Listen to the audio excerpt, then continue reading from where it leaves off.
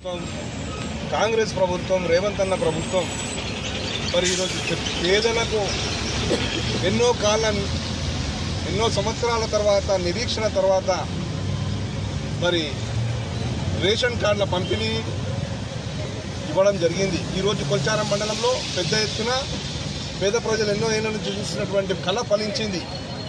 10 సంవత్సరాల నుంచి కుటుంబాల్లో మరి పెళ్లిళ్ళు జరిగినాయి, కొత్త కుటుంబ సభ్యులు రావడం జరిగింది।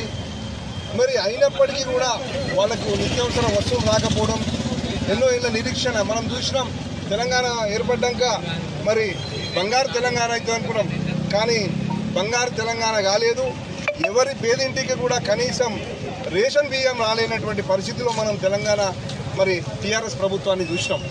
మరి అదే కళ ఈరోజు వచ్చిన 18 నెలల్లో మరి ఈరోజు కొల్చారం మండలం చూస్తే 384 కార్డులు రావడం జరిగింది। అదేవిధంగా 1800 పైచీలకు అడిషన్స్ జరిగినాయి, కుటుంబ సభ్యులను చేర్చడం జరిగింది। ఈ విధంగా ఈరోజు సన్నబియ్యం మన పేదలకు పంచుతున్నటువంటి ప్రభుత్వం కాంగ్రెస్ ప్రభుత్వం। ఈ కార్డులను జారీ చేయడం వలన ఎన్నో కుటుంబాలు ఈరోజు మళ్ళీ సన్నబియ్యం మరి పొందడానికి అర్హులైనారు। ఇది కాంగ్రెస్ ప్రభుత్వం యొక్క ఘనత। నిరుపేదలకు ఇండ్లు ఇస్తున్నటువంటి ప్రభుత్వం, నిరుపేదలకు సన్నబియ్యం ఇస్తున్నటువంటి ప్రభుత్వం, మరి కార్డులను జారీ చేసినటువంటి ప్రభుత్వం।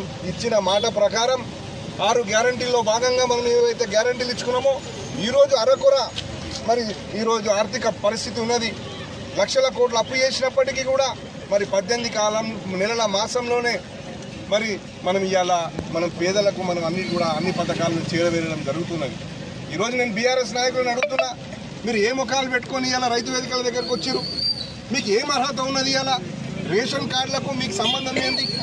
రేషన్ కార్డు ఇయ్యక ప్రజలను మోసం చేసినటువంటి గత ప్రభుత్వం మీది। రేషన్ కార్డులు ఇయ్యక పేదలను వసూలించినటువంటి ప్రభుత్వం మీది।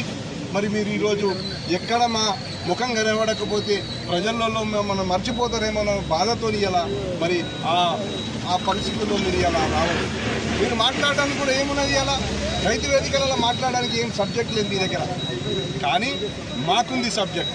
దమ్మున్నటువంటి ప్రభుత్వం మాది, దమ్మున్నటువంటి నాయకులం మేము। ఇలా పేదలకు మంచి చేసుకుంటూ ప్రజల్లో తిరుగుతున్నటువంటి ప్రభుత్వం మాది।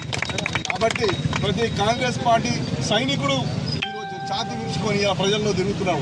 ఎందుకంటే మేము చెప్పింది చేస్తున్నాం, ప్రజలకు దగ్గర అవుతున్నాం, పేదలకు దగ్గర అవుతున్నాం, తెలంగాణ సమాజానికి దగ్గర అవుతున్నాం। తెలంగాణ సాధించిన తర్వాత తెలంగాణ సమాజానికి దూరమైనటువంటి పార్టీ మీది। ఈరోజు ఒక్కొక్క ఎక్కుతూ ఇవాళ ప్రజాపాలన పేరు ఏ విధంగా అయితే మనం పెట్టుకున్నామో ఆ ప్రజాపాలన పేరుకు సార్థకత చేస్తున్నటువంటి